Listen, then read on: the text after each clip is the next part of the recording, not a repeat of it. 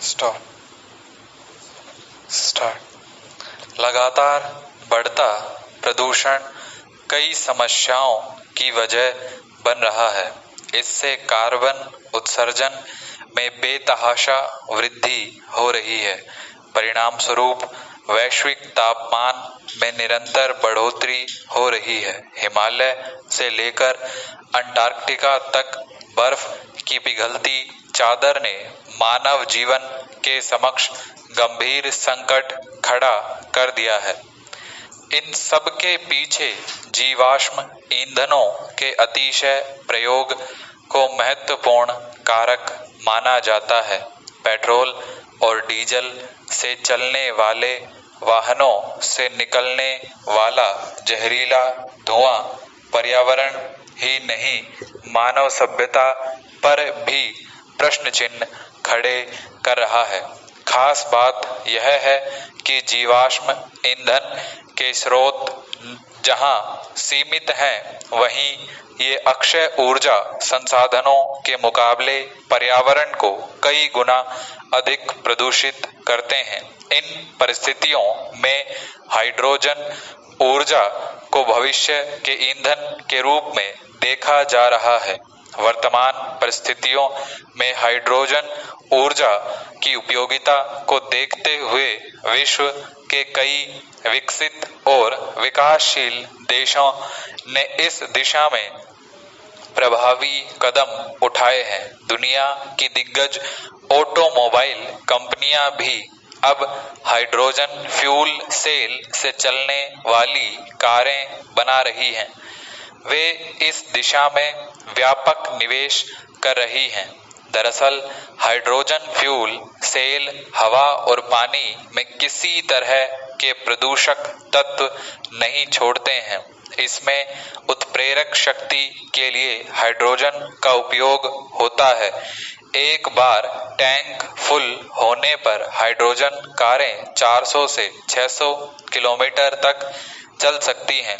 यही नहीं, इन वाहनों को 5 से 7 मिनट में रीफ्यूल भी किया जा सकता है। वहीं इलेक्ट्रिक कारों को पूरी तरह चार्ज होने में 12 घंटे से अधिक समय लग सकता है। हाइड्रोजन फ्यूल सेल तकनीक रासायनिक ऊर्जा को विद्युत ऊर्जा में परिवर्तित करती है। इसमें हाइड्रोजन गैस और ऑक्सीजन का उपयोग होता है। हाइड्रोजन के दहन से कोई प्रदूषण भी नहीं होता। हाइड्रोजन ऊर्जा हमारे लिए राजस्व की बचत का भी माध्यम बन सकती है।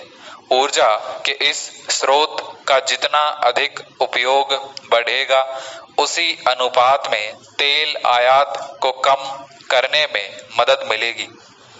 ऊर्जा क्षेत्र में दस्तक दे रही इस नई क्रांति को समझने के लिए इसके तकनीकी पहलुओं के साथ इसके विकास एवं अनुप्रयोग से जुड़ी पृष्ठभूमि को भी समझना होगा।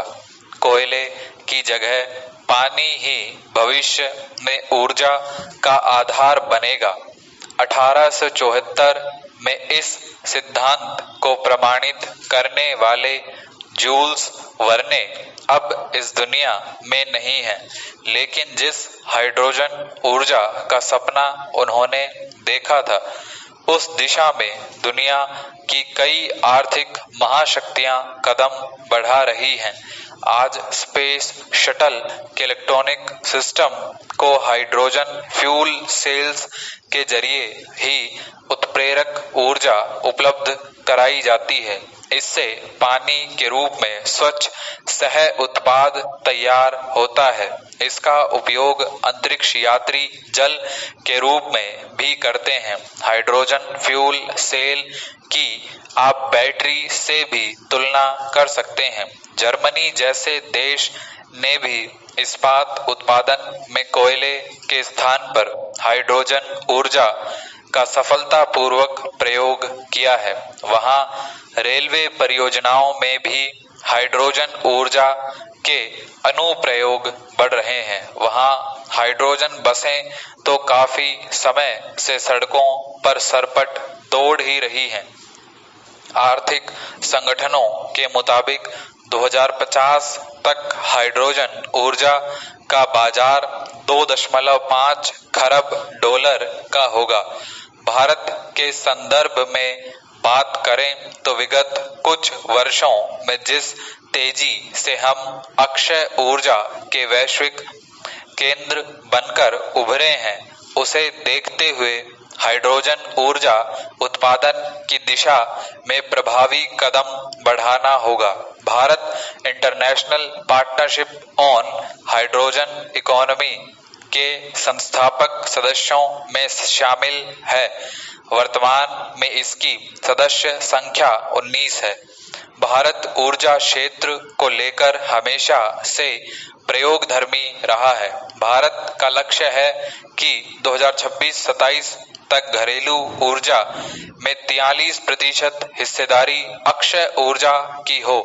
इसके लिए वित्त वर्ष 2020-21 में केंद्र सरकार ने 28 करोड़ डॉलर से अधिक का बजट हाइड्रोजन ऊर्जा के लिए भी तय किया है। भारत ऊर्जा से अंत्योदय के जिस मार्ग पर आगे बढ़ना चाहता है, वहां हाइड्रोजन ऊर्जा का आधार इसलिए भी बन सकता है क्योंकि हमारे यहाँ कृषि अपशिष्ट और रिसाइकिल किए जाने योग्य कचरे की पर्याप्त उपलब्धता है। कोरोना काल की कश्मकश के बीच सफलतापूर्वक संपन्न हुए बिहार विधानसभा चुनाव भारतीय लोकतंत्र और प्रशासन की मजबूती के प्रतीक बने। अब नीतीश कुमार के नेतृत्व में नई सरकार ने राज्य की कमान भी संभाल ली है। उम्मीद है कि सरकार अब जनता की उन परेशानियों को दूर करने की दिशा में तेजी से काम करेगी जिन वादों पर भरोसा करके जनता ने सत्ता में उसकी वापसी कराई। देश भर में सबसे ज्यादा प्रवासी मजदूर बिहार से ही जाते हैं। कोरोना महामारी की भयावहता के शिकार हुए ऐसे तमाम मजदूरों को विकट परिस्थितियों में वापस अपने गृह राज्य लौटना पड़ा।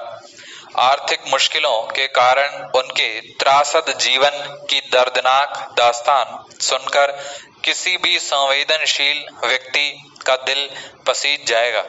शायद इसी पहलू ने विभिन्न दलों का घोषणा पत्र तैयार करने वालों को उसमें रोजगार सृजन के मुद्दे को व्यापकता के साथ शामिल करने के लिए प्रेरित किया।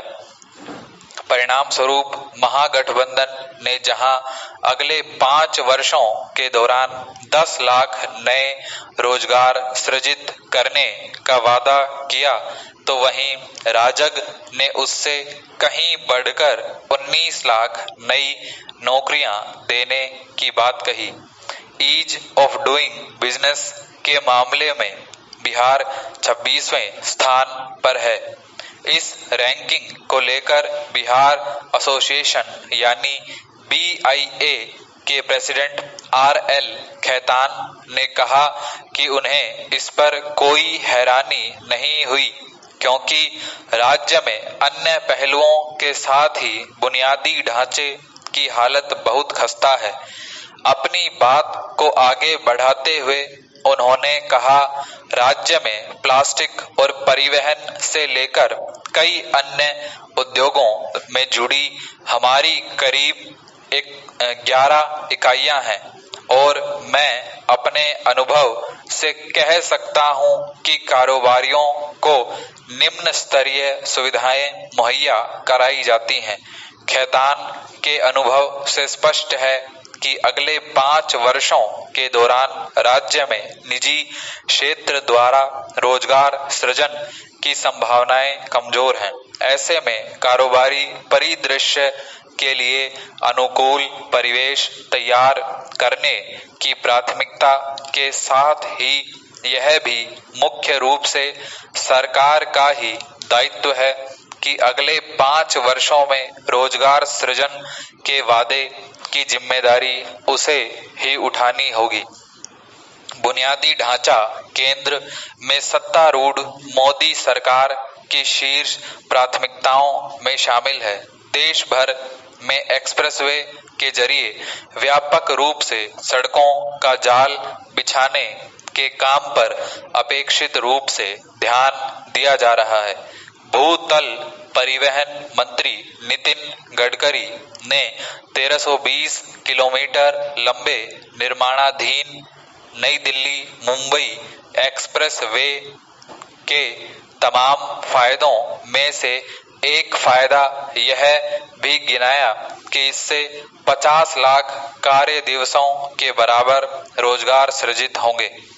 जहां तक बिहार की बात है तो वहां कोई ऐसा एक्सप्रेसवे नहीं है और न ही कोई ऐसा मार्ग निर्माणाधीन है, जबकि पड़ोसी उत्तर प्रदेश में इससे उलट स्थिति है। इस बीच उत्तर प्रदेश सरकार द्वारा विकसित किए जा रहे पूर्वांचल एक्सप्रेस की कड़ी को आगे बढ़ाकर पटना को नई दिल्ली से जोड़ने की चर्चा भी चल रही है। वहीं पटना एयरपोर्ट के मौजूदा हालात ऐसे हैं कि अगर किसी मुसाफिर की मजबूरी न हो तो वह शायद ही दोबारा वहां आना चाहे। यहां नए टर्मिनल के भी मार्च 2023 तक तैयार होने का अनुमान है। किसी राज्य का आधुनिकीकरण सड़क, बंदरगाह और हवाई अड्डे आदि के निर्माण से ही आरंभ होता है। अनुभवजन्य साक्ष्य यही दर्शाते हैं कि बुनियादी ढांचे का विकास बड़ी तादाद में रोजगार सृजन करता है। बिहार का प्राचीन और समृद्ध इतिहास रहा है। यहाँ राहगीर में नालंदा विश्वविद्यालय के ध्वंसावशेष, बोध गया और सीतामढ़ी जैसे तमाम स्थल हैं, जिनमें देसी विदेशी पर्यटकों को अपनी ओर खींचने का पर्याप्त आकर्षण है। राज्य के पर्यटन क्षेत्र में भी रोजगार सृजन के लिए भारी संभावनाएं विद्यमान हैं।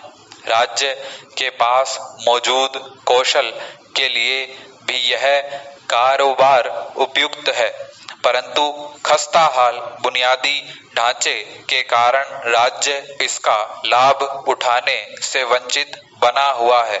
ऐसे में नीतीश सरकार को कम से कम 4 एक्सप्रेस वे निर्माण पर विचार करना चाहिए। इसमें गाजीपुर पटना, पटना गया, पटना भागलपुर और पटना सीतामढ़ी का चुनाव किया जा सकता है।